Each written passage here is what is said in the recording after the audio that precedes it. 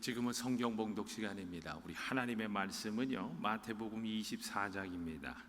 마태복음 24장 3절에서 5절까지 있는 말씀입니다. 하나님의 말씀은 마태복음 24장 3절에서 5절까지 있는 말씀입니다. 마태복음 24장 3절에서 5절까지입니다. 우리 합독으로 다 같이 읽도록 합니다. 시작. 예수께서 올리브산에 앉아 계실 때에 제자들이 따로 그에게 다가와서 말하였다. 이런 일들이 언제 일어나겠습니까? 선생님께서 다시 오시는 때와 세상 끝날에는 어떤 징조가 있겠습니까? 우리에게 말씀해 주십시오. 예수께서 그들에게 말씀하셨다. 누구에게도 속지 않도록 조심하여라. 많은 사람이 내 이름으로 와서 말하기를 내가 그리스도이다 하면서 많은 사람을 속일 것이다. 아멘. 아멘. 우리 잠깐 기도합니다. 할렐루야. 좋으신 하나님 아버지 감사합니다. 오늘도 하나님의 은혜 가운데서 이렇게 일주일 동안 저희들이 승리하며 살다가 또 그 은혜 감사해서 이렇게 나와서 예배를 드립니다. 그런데 하나님 얼마나 감사합니까? 이런 사람을 아버지 불쌍한 사람인데 참 이렇게 또 단위에 세워서 말씀을 전하게 하십니다. 그저 감사한 마음으로 세워주셨으니 감사한 마음으로 오직 하나님만 영광 돌리며 옳고 그른 것을 하나님이여 이야기할 수 있도록 붙들어 주옵소서. 예수님의 이름으로 기도합니다. 아멘. 아멘. 자, 할렐루야. 주님의 이름으로 환영합니다. 참 잘 들어오셨어요. 우리 한번 옆에 분들하고 인사합니다. 참 잘 들어오셨어요. 참 잘 들어오셨어요. 우리 서장로님이 오늘은 그냥 운전을 하고 오셨어. 그것도 감사야. 그것도 감사. 할렐루야. 그것도 감사야. 하여튼 감사를 드립니다. 참 여러분, 오늘은요 참 좋은 소식이 많은 것 같아요. 제가 이제 먼저 좋은 소식을 하나씩 드릴게. 뭐냐면은 이승만 기념관이 이제 서울 용산공원에 들어서기로 이제 부지가 선정이 됐다고 합니다. 할렐루야. 이제는 이제 지어지는 거야. 그래가지고 제가 지금 한 1시간 전에 카톡을 받았는데 보니까 쭉 읽어보니까요, 왜 여기에다가 짓게 됐느냐를 설명을 하는데 그 김한식 그 기념관 관장이 이야기하기를 이렇게 돼 있습니다. 이 부지가 선정된 이유는 국립중앙박물관 그리고 국립한글박물관, 전쟁기념관 인근에 있어 관람객 유입에 효과적이다. 이렇게 이제 그 재단 측에서 결정을 해가지고 여기다 짓기로 결정을 했다고 그러더라고요. 얼마나 감사해. 그래서 2027년도를 목표로 이승만 그 기념관이 건립이 될 예정일 것 같습니다. 그래서 이제 뭐 언젠가는 이제 우리 장로님이 아니면 저든지 이제 그 기념관 모금을 해가지고 한국 나가서 전달할 일이 있을 겁니다. 그럼 또 그때 가서 뭐 많던 적돈 참여하는 거죠. 참여하는 거지. 야, 그리고 또 지난주에는 우리가 또 광복절 행사가 있었잖아요. 세상에 갔더니 목사님들이, 제가 여지껏 휴스턴에 살면서 세상에 광복절 행사를 가봤는데 이렇게 많이 온 적이 없는 거야. 그랬더니 그 에쿠스 회장님이 목사님들이 앉아 계시니까 힘이 납니다부터 해가지고 한인 회장 그 윤건주 씨, 목사님 너무 감사하다는 거야. 목사님들이 이렇게 나와서 딱 앉아서 이렇게 해주시니까. 그 요번에는 교회연합회 회장 또 우리 홍용성 목사님께서 또 나오셔서 또 말씀도 전해주시더라고.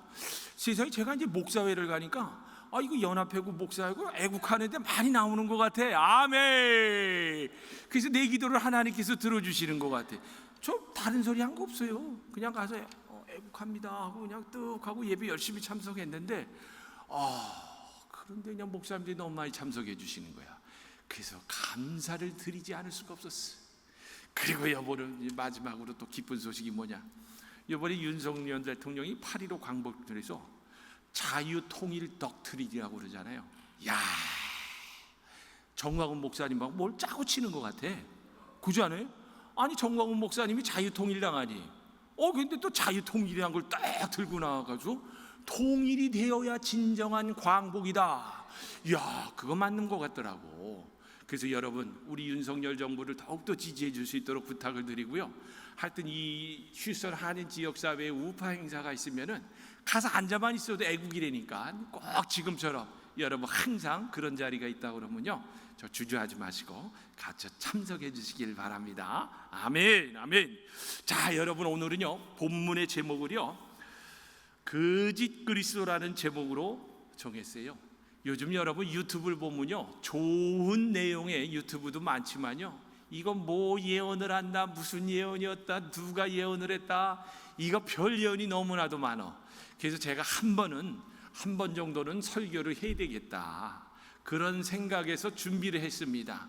그리고 여러분, 요즘 종말의 징조가 보이잖아, 그렇죠? 그래서 제가 이 설교를 준비를 했습니다. 자, 여러분, 우리가 지금 어떻게 살아가고 있느냐를 보니까 미래의 모습이 어떻게 될지, 미래의 우리가 어떻게 살아가고 있을지를 볼 수 있더라고요. 그렇죠? 지금 현재가 중요한 거야. 또한 미래의 자신의 모습을 어떤 모습으로 마음속에 품느냐에 따라 현재의 내 상태가 달라집니다.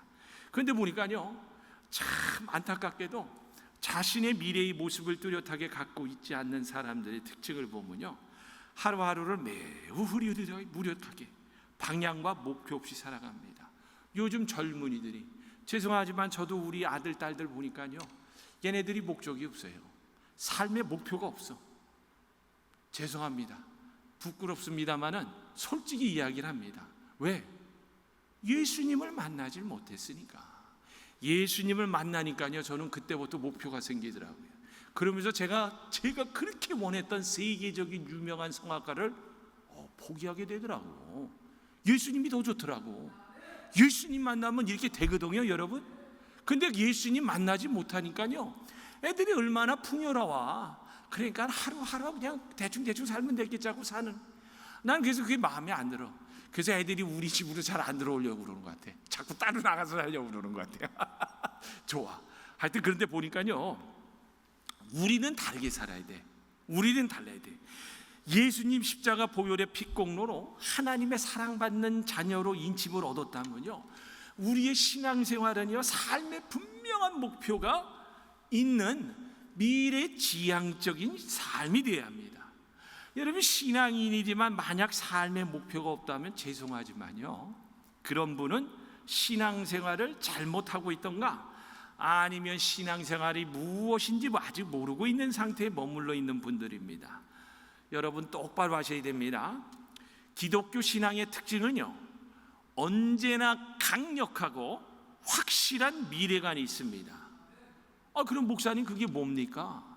그게 뭐예요? 바로 예수님께서 재림하신다는 약속입니다. 여러분 보세요. 저는 성결교 교단은 아닙니다. 근데 성결교 교단의 그 4대 목표가 보니까 참 마음에 와닿더라고. 보세요. 중생, 성결, 그 다음에 치유. 그 맨 마지막이 뭘 것 같아요? 재림이야. 그러니까 중생과 구원받아서 성화의 단계를 거쳐서 이 땅에 살면서 치유받고 살면서 마지막 소망은 재림이라는 거야. 마찬가지입니다. 우리도 여기서 살지만은요, 마지막 소망은 어디? 하나님 나라와 영원한 생명을 준비할 수 있어야 한다는 거예요. 그러기 때문에 여기 목사가 여기 서서 설교하고 또 이야기하는 거 아니겠어요? 오늘 본문을 보니까요, 예수님이 제자들과 함께 감람산, 그러니까 올리브산 위에 앉으셨다고 합니다. 이런 이야기 저런 이야기를 하던 중에 가장 중요한 화제로 이야기가 시작되는데, 제자들이 묻습니다. 주님, 주의 임하심과 세상 끝에는 무슨 징조가 있사오리까? 그런데 놀랍죠. 예수님께서 세상 끝에 있을 징조를 말씀하시던 중에 가장 먼저 뭔 이야기를 하냐면요, 야, 너희들은 속지 않도록 거짓 그리스도를 조심하라는 말씀이었습니다. 개역성경으로 제가 읽어드릴게요. 너희가 사람의 미혹을 받지 않도록 주의하라. 많은 사람이 네 이름으로 와서 이르되 나는 그리스도라 하여 많은 사람을 미혹하리라. 세상 끝에 있을 징조 중에 거짓 그리스도가 많이 나타날 거라고 하십니다. 그러니까 가짜 재림 예수가 많이 나타나면은 마지막 때의 신호탄이 울린 곳이다라는 거예요. 근데 여러분, 오늘날 거짓 그리스도, 거짓 예언하는 사람들이 얼마나 많은지 정말 혹하겠더라고. 저도 좀 혹하겠어. 여러분, 거짓 선지자가 있고 적 그리스도가 있고 거짓 그리스도가 있습니다. 거짓 선지자는요, 말 그대로 종교 사기꾼이에요. 얼마나 많은지 지금 한국은요 상상을 초월하고 있는데, 보세요. 어느 교회 집사님이 어느 곳에 가서 기도를 받았어요. 그러니까 이제 당신 타고 온 차를 두고 가지 않으면은 가다가 대형 사고가 납니다. 이렇게 이야기를 하는 거야, 목사가. 그러니까 이 집사가 할 수 없이 차를 두고 왔어요. 이런 게 바로 거짓 선지자라는 거야. 예수 이름 빙자해서요 협박하고 공갈합니다. 여러분, 제가 여러분들한테 공갈하는 거 없죠? 협박하는 거 없죠? 말씀 그대로 가르치죠? 이런 거짓 선지자들이 많다는 거야.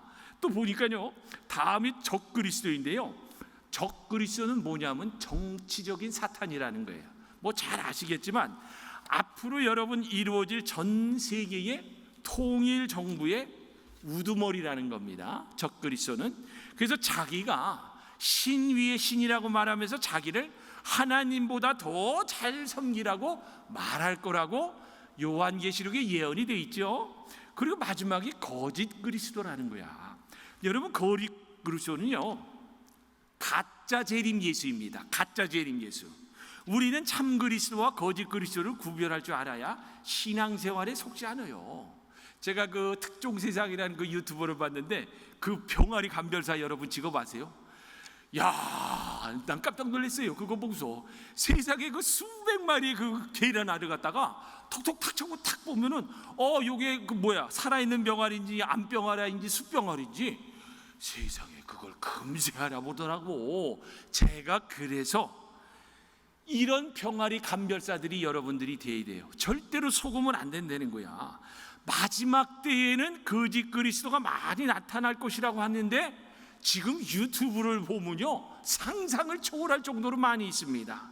종교적으로 보니까요, 그 신앙과 종교라는 그 책에 보니까요 1860년부터 사이비 종교 시대를 맞이했다라고 얘기합니다. 지금은요 온 세계적으로 자신이 메시아 재림주라고 말하는 이가요 자그마치 1500명이 넘는다고 해요. 이런 그리고 독일 간행문 아이디어에서 밝히고 있는데, 여러분 보세요. 이렇게 이야기를 합니다. 종교, 사이비 종교 내지 이단들은요 여기서 이야기를 하기에 세 가지 특징이 있다고 하는데, 뭘 왜곡을 하느냐? 교리, 그 다음에 교주, 그리고 교단이라는 거예요. 맞잖아요. 우리나라만 하여도요 자칭 자기가 재림 예수라고 하는 사람이 30명 이상이라고 하는데, 이게 등록이 안 돼서 그렇지 무지막지할 거라고 합니다. 재미있는 여러분 사이비 교주 이야기를 하나 해드릴게요. 여러분 14만 4천 명의 앞자리의 수를 더하면은 몇이 나와요? 1 플러스 4 플러스 4는 9죠. 9. 그래가지고 어떤 사이비 종교는요 이 14만 4천의 숫자에 아비 숫자가 나오니까요, 재림주는 성이 굿이다. 성이 굿이래. 그런데도 거길 못 나가서 안 나라는 사람들이 있다는 거야. 여러분, 저 이만희의 신천지는요 14만 4천 명이 되면 예수님께서 오신다고 했는데, 지금 교인 수가 30만 명이 넘었다는 거야. 근데도 예수님이 안 오셨잖아. 그런데도 그 신천지를 가더라고. 그러니까 사람이 한번 미혹되잖아요. 그럼 여기 헤어나오지 못하는 거야. 또 어떤 사람은요, 우리 모두 노아의 후손이기에 재림주는 노씨여야 한다. 그래가지고 거기 기록이 나오는데 보니까요, 그 노광공, 동방교라는 노광공이라는 그 교주는 그렇게 또 설파를 하고 다닌다는 거야. 생각만 해도 웃기죠. 그런데 여러분, 이렇게 미혹을 당하는 게 어리석은 양들이라는 거예요. 양들이야. 또 얼마나 웃긴 얘기가 있냐면요, 재림 예언을 한 거짓 선지자들이 역사상 수없이 많이 나타나는데, 에드거 휘젠넌트라는 사람이 1988년에 한국에서도 유명했잖아요. 휴거가 일어나야 하는 88가지 이유라는 책을 써가지고요 폭발적인 인기를 끌었습니다. 그래가지고 어때요? 우리 한국에까지 이게 들어왔거든요. 그런데 보니까요 1988년 9월 11일에서 13일에 일어난다고 단언을 했는데 이날이 보니까 이스라엘의 욤테르와 즉 나팔절이었어요. 근데 아무 일이 없었잖아요. 한국에서도 얼마나 대단했어요. 흰색 옷을 입고 예수님 오신다 그러고 그냥 일 다 때려치고 모여가지고 지어서 옵시서 하다가 완전히, 그래서 그때부터는 종말이라는 얘기를 교회에서 얘기를 하지 못했다고. 근데 이 사람이 보니까요, 그 다음에 이게 이제 안 되니까 다시 이야기를 합니다. 1989년에 다시 휴고가 있을 거다. 그래가지고 1989년에 휴고가 일어나야 하는 89가지 이론이라는 책을 다시 출간했어요. 불티나게 팔렸다고 그럽니다. 그런데 물론 그게 거짓말임이 다 드러났다는 거예요. 근데 이런 거짓 예언들이요 계속 반복되고 있는 거야. 그래갖고 유튜브에 보니까요 그걸 분별을 못해가지고 쫓아가는 사람들을 봐가지고 너무너무나 안타까운 거야. 자, 사랑하는 여러분, 오늘날을 말세지말, 즉 말세의 끝이라고 합니다. 그렇죠? 근데 이런 말세지말을 당해서 우리는 참과 거짓을 잘 구별할 수 있어야 합니다. 더구나 여러분, 영적인 문제는요 더 예민한 거예요. 거짓 그리스도가 앞으로 더 많이 나타날 거라고 예수님께서 이야기하시잖아요. 그래서 우리는 병아리 감별사처럼요 그리스도, 거짓 그리스도 구별법을 확실히 알아야 되는데, 첫 번째로 보니까요, 자 보세요. 성경은 분명히 이야기합니다. 예수님께서 구름 타고 하늘에서 오셔야 공중 재림 예수라고 합니다. 맞죠? 예수님이 이렇게 와야 되는 거예요. 뭐 엉뚱한 데서 태어난 사람들이 자기가 예수라고 그러면 그건 다 가짜인 거야. 예수님께서 승천하시면서 이렇게 말씀하셨어요. 예루살렘을 떠나지 말고 내게 들은 바 아버지의 약속하신 것을 기다리라. 요한은 물로 세례를 베풀었으나 너희는 몇 날이 못되어 성령으로 세례를 받으리라 하셨느니라. 오직 성령이 너희에게 임하시면 너희가 권능을 받고 예루살렘과 온 유대와 사마리아와 땅끝까지 내 증인이 되리라 하시니라. 아멘. 그리고서 이 말씀을 마치고서 예수님께서 그들이 보는 데서 하늘로 올라가셔서 그 다음에 구름으로 가리워졌습니다. 그런데 성경을 보니까 그때 흰옷을 입은 두 사람이 그들 곁에 서서 뭐라고 얘기해요? 갈릴리 사람들아, 이거 제 얘기가 아니라 성경에 기록된 걸 얘기해 드리는 거예요. 우리는 바이블 빌리버야. 딴 거 믿으면 안 돼요. 갈릴리 사람들아, 어찌하여서 하늘을 쳐다보느냐? 너희 가운데서 하늘로 올려주신 이 예수는 하늘로 가심을 본 그대로 오시리라. 아멘. 또 있습니다, 여러분. 요한계시록 1장 7절입니다. 보아라, 그가 구름을 타고 오시리라. 뭘 타고 와요? 구름을 타고 오신다고 그러잖아. 구름을 타고 오시리라. 그래서 눈이 있는 사람들은 다 그를 볼 것이며, 이방인들입니다. 그 다음에 그를 찌른 사람들도 볼 것이다. 그를 찌른 사람이 누구야? 이스라엘 아니에요. 그러니까 이스라엘, 온 세계 사람들이 다 본다는 거야. 구름 타고 오시는 거를. 그게 바로 예수인 겁니다. 그래서 똑바로 하셔야 합니다. 예수님은 구름 타고 오십니다. 그리고 하늘에 오십니다. 그래서 공중 강림이라고 하지 않습니까? 그렇게 자기가 살던 곳에서 갑자기 나타나가지고 자기가 재림인 줄 알고 하는 사람들은 다 거짓 그리스도다. 그러니까 지금 이거 아까 말씀드린 그 사람들은 다 거짓 그리스도야. 아니, 구름을 타고 와야지. 여기서 태어났잖아요, 엄마 뱃속에서. 그러니까 넘어가면 안 돼요. 두 번째 보니까, 성경에 보니까요, 나팔 소리와 함께 오셔야 공중재림 예수라는 거예요. 이 성경에 그대로 기록이 되어 있습니다.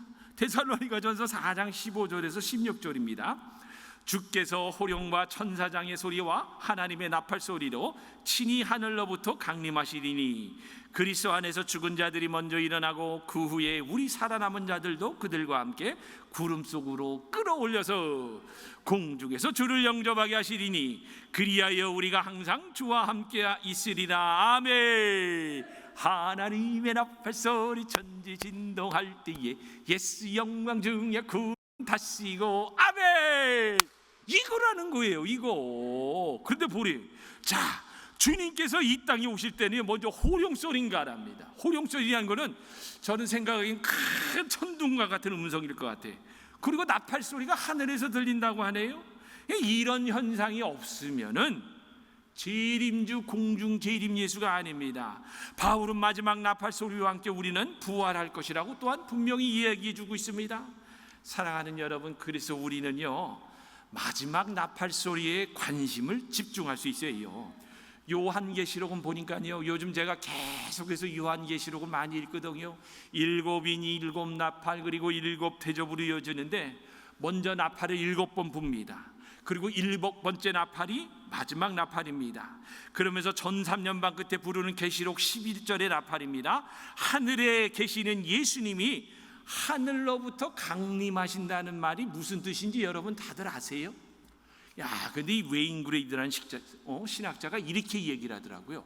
우리는 3층천이 있다는 거예요. 근데 사도 바울이 보니까 3층천에 갔다 왔다고 그러잖아요. 근데 3층천이 있다는 거야. 그래서 이렇게 해석을 합니다. 하나님은 3층천에 계십니다. 그리고 바울이 3층천에 다녀왔는데 우리는 1층천을 보면서 살고 있다는 거예요. 1층천, 하늘.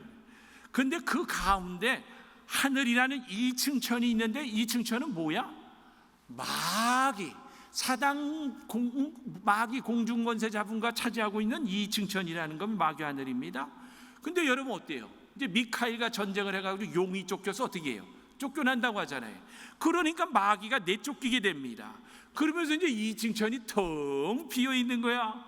그때의 3층천에 계시던 예수님이 2층천으로 내려오시는 것을 공중 강림이라고 말한다라는 거예요. 아멘. 그래서 여러분 잘 아셔야 됩니다. 성도들을 부활시켜서 휴거하게 하셔서 이곳으로 끌어올리신다는 거예요.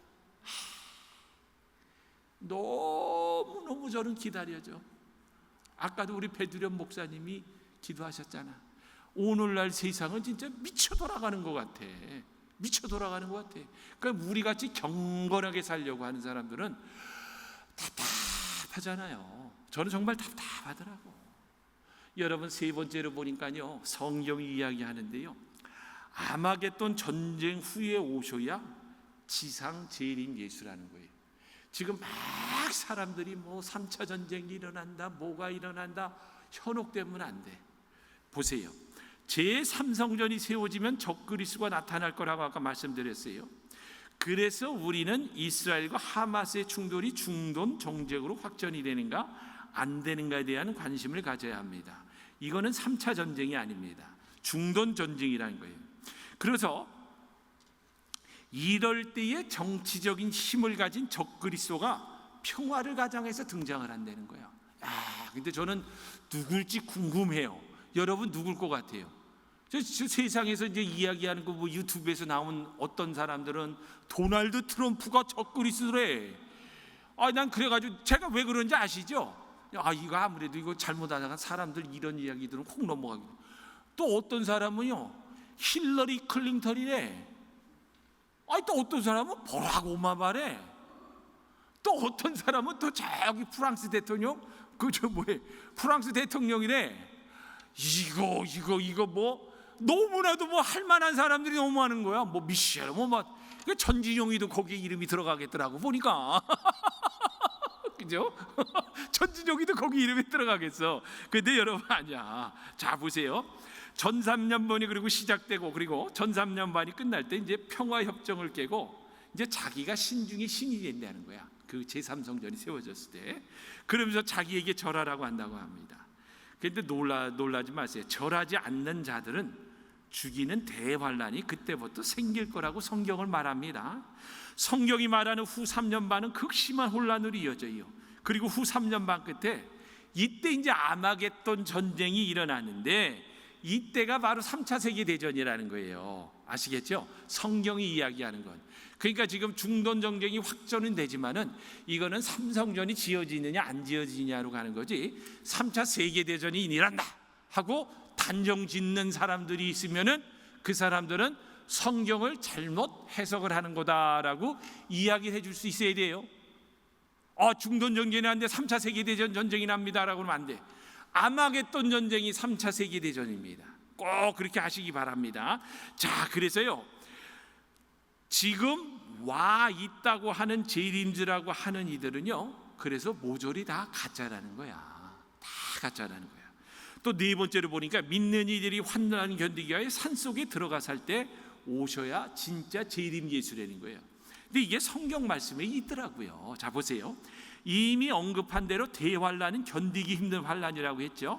얼마나 잔인하고 극심한 환란인지 예수님이 확실하게 말씀해주고 계시는데, 본문이 너무서 길어서 읽지 못했는데 16절에서 28절까지를 보면요, 자 보세요.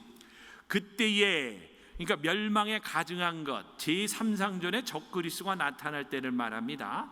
그때에 유대에 있는 자들은 산으로 도망할지어다. 지붕 위에 있는 자는 집 안에 있는 물건을 가지러 내려가지 말며 밭에 있는 자는 겉옷을 가지러 간 뒤 돌이키지 말지어다. 그러니까 얼마나 급한 상황이라는 거예요, 그 환난이. 자 보세요. 그날에는 아이 벤 자들과 젖 먹이는 자들에게도 화가 있으리로다. 너희가 도망하는 일이 겨울에나 안식일에나 되지 않도록 기도하라. 이는 그때에 큰 환난이 있겠습니다. 창세로부터 지금까지 이런 환난이 없었고 후에도 없으리라. 그 날들을 감하지 아니하면 모든 육체가 구원을 얻지 못할 것이나 그러나 택하신 자들을 위하여 그 날을 감하시리라. 그때에 사람이 너희에게 말하되 보라 그리스도가 여기 있다 혹은 저기 있다 하여도 믿지 말라. 거짓 그리스도들과 거짓 선지자들이나 큰 표적과 기사를 보며 할 수만 있으면 택하신 자들도 미혹하리라. 보라 내가 너희에게 미리 말하였노라. 그러면 사람들이 너희에게 말하되 보라 그리스도가 광야에 있다 하여도 나가지 말고 보라 골방에 있다 하여도 믿지 말라. 번개가 동편에서 나서 서편까지 번쩍인 같이 인자의 임함도 그러하리라. 아멘. 뭐라고 해요? 산속으로 도망가지 않으면은 믿음을 지킬 수 없기에 산속으로 도망가야 살아야 하는 무시무시한 환난이 온다는 거예요. 그렇죠? 제 이야기가 아니라 성경이 이렇게 기록하잖아요. 그리고 그리스도인들은요, 짐승의 표를 받으면 안 되게 받지 않게 될 것입니다. 그래서 산속으로 도망가서 농사를 짓고 먹으며 살아야 하지 않을까? 저는 그렇게 생각을 해요. 그래서 여러분, 제가 요즘은 그 종말의 징조가 자주 보이니까 야, 나도 이거 농사 짓는 법을 좀 배워야 되겠구나.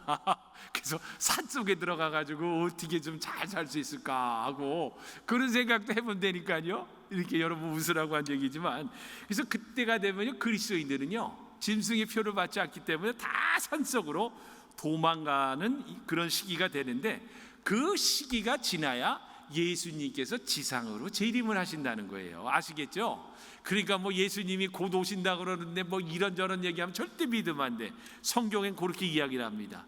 다섯 번째 가장 중요한 거예요. 보세요. 우리 주님은요 오실 때 누구나 다 알게 오신다라는 거예요. 그래야 재림 예수라는 건데, 보니까 예수님이 이렇게 이야기를 합니다.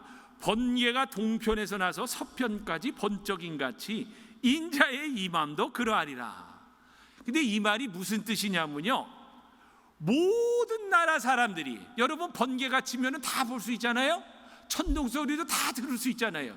그러니까 모든 나라 사람들이, 세계에 있는 모든 나라 사람들이 골방에서 뭐 예수님이 오신다 여기서 오신다가 아니야, 모든 나라 사람들이 다 알게 오신다라는 거야. 그러니까 우리는 주님의 재림을 어떻게, 지상 재림을, 환난을 통과하게 되면 우리는 볼 수 있는 사람들이야. 아시겠죠? 그래서 여러분, 번개가 동편에서 나서 서쪽으로 번쩍이는 것처럼 오실 겁니다. 순간적으로 온다는 거예요. 그래서 마지막 때에 가장 눈여겨야 볼 것이 거짓 그리스도입니다. 제일 먼저 말씀하신 징조인데, 여러분 우리가 미리 알아두었다가 속지 마세요. 정말 여러분, 요즘은 공중파 방송보다는 우리가 유튜버를 많이 보잖아요. 근데 그러니까 유익한 것도 있는데 너무 무익한 것도 많아요. 그래가지고 어떤 여자분은 나와서 자기가 어떤 예언을 받았습니다. 그러면서 이런 예언을 이렇게 이야기를 합니다. 근데 그런 분이 최근에 우리 교회 다니셨던 분이 있어요. 그런 분이 저한테 이제 카톡을 보내주면 목사님 한번 보세요. 그러고 그분 얘기지. 근데 저야 목사니까 이제 하나님의 말씀을 아니까 왜 저렇게 얘기를 하지? 그러니까 자기가 꿈을 꿨다. 물론 하나님께서 직통계시를 주는 건 있지만요, 그거는 굉장히 조심스러워야 돼. 그렇죠? 막 얘기를 하면 안 돼. 직통계시를 받았어도 우리는요 말씀을 비추어서 생각을 해봐야 돼요. 안 그러면 까딱하면 잘못 넘어가는 거야. 아시겠죠? 자, 그래서 미리 알아뒀다 속지 말아야 됩니다. 그리고 주님의 재림은요, 반드시 있다 없다? 있다라는 거예요. 그래서 믿음으로 그날을 준비할 수 있어야 한다는 거예요. 여러분, 이서부화의 내용입니다. 사자와 당나귀 그리고 여우 셋이서요, 시문 앞에서 사냥을 했습니다. 그리고 사냥한 것을 나누는데 사자가 이제 당나귀에게, 야 당나귀야, 너 공평하게 한번 나눠보라. 그러자 이 당나귀가요, 신이 나가지고 똑같이 셋으로 딱 나누었어. 그랬더니 사자가 화가 나가지고요, 너 이놈의 자식, 공평하지 못하게 내 음식을 나눴어. 그래가지고 당나귀를 잡아먹어버렸어. 이야. 그리 나서 이번에는요, 여우한테 이제 사자가 똑같이 한번 나눠봐라. 그러자 여우가요, 대부분을 보니까 여우는 여우야, 대부분은 사자 몫으로 다 돌리고 자기는 쥐꼬리만큼 가졌습니다. 그때서야 사자가 흡족해하며 이제야 공평하게 되었구나 라며 좋아합니다. 그리고 사자가 여우에게 기분이 좋아서 또 묻습니다. 야 여우야, 너는 어떻게 해서 이런 지혜를 생각해냈느냐. 그러자 여우가 뭐라고 이야기를 하는지 아세요? 예 사자님, 저는 당나귀가 잡혀먹는 것을 보고 생각해냈습니다. 이렇게 이야기를 했다는 거야. 여러분, 우리는 여기서 중요한 진리를 하나 깨달을 수 있어야 합니다. 남에게 일어난 일을 보면서 이런 일이 내게도 일어날 수 있다는 것을 생각할 수 있는 지혜라는 거예요. 너무나도 옳은 진리 아닙니까? 여러분, 착각하면 안 돼요. 지혜로운 사람이라면요, 다른 사람들에게 어떤 일이 일어났는가를 보면서 우리 자신에게도 일어날 일이라는 것을 미리 깨달아야 합니다. 아멘. 그리고 준비해야 합니다. 아멘. 다른 사람이 병에 들었어요. 그러면 어떻게 해요? 그것을 보면서 우리도 병들 날이 있다는 것을 알고 얼마나 우리가 건강관리를 해요. 맞잖아요. 또 다른 사람이 하나님의 부르심을 받았어. 그러면 또 어떻게 합니까? 야, 우리에게도 그런 일이 일어날 것을 알고 우리가 얼마나 부르심을 받을 걸 생각하면서 준비하면서 거룩과 경건함으로 준비하면서 하는 것 아니겠어요? 성경 전체가 우리에게 가르쳐주는 귀중한 사실 하나가 있는데 그게 뭐냐면요, 그 날이라는 거예요. The day. 성경에서 그날이라는 단어가 여러분 처음 사용된 게 언제인지 아세요? 창세기 7장 11절입니다. 근데 왜 그날이란 말이 사용됐느냐? 이게 보니까요, 하나님께서 진노하실 때 썼더라고. 그날을 보세요. 노아가 600세 되던 해 2월 그달 17일이라. 그날에 깊은 샘들이 터지며 하늘의 창들이 열렸다. 여기에서 그날이란 하나님께서 홍수로 세상을 심판하는 날이었습니다. 여러분, 그리고 신약에 와서 마가복음 13장 19절에서 보니까요, 예수님은 그 날들은 환난의 날이 되었습니다. 하나님의 창조하신 창조부터 지금까지 이런 환난이 없었고 후회도 없으리라. 지금 말씀하신 여기에서 나오는 그날은요, 역시 예수님께서 재림하셔서 심판하실 날을 가리키고 있다라는 거예요. 그러므로 우리는 언제나 심판의 날이 개인적인 종말이요, 정말 국가적인 종말이요, 우주적인 종말, 그 날이 있다는 것을 알면서 겸손하게 살 수 있어야 된다는 거예요. 여러분, 이런 이야기가 있어요. 제2차 세계대전 중에 아우슈비츠 강제수용소에서 수만 명의 유대인들이 갇혀 있는데 그들이 살던 그 벽에는요, 많은 그 사람들이 쓴 글들이 남아 있었다고 합니다. 근데 그들이 남길 글 중에 이런 게 있었대요. 잘 들어보세요. 우리는 메시아가 오실 것을 믿고 있다. 단지 그의 도착이 좀 늦어지고 있을 뿐이다. 아멘. 얼마나 가슴 아프면서도 가슴 뭉클한 믿음의 고백 아닙니까? 여러분, 신약 성경을 보면 재림의 약속이 318번이나 나옵니다. 318번. 다시 말해서요, 주님의 재림은요, 해도 되고 안 해도 되는 게 아니라, 야, 반드시 반드시 내가 다시 오겠다. 내가 언젠가는 분명히 올 테니까 너희는 그날을 준비하고 예비하라고 하나님이, 예수님이, 성령님이 가르쳐줬다는 거예요. 그런데도 주님이 다시 오심을 망각하고 산다면요, 그거는 예수님의 영을 갖고 사는 사람들이 아니에요. 그러나 여기 계신 분들은 그날을 항상 준비할 수 있어야 되는 거예요. 저는 파수꾼의 사명을 다 감당하고 있다고 봅니다. 오늘날 교회에서 재림 설교하면은 그 목사가 버티기 힘든다고 합니다.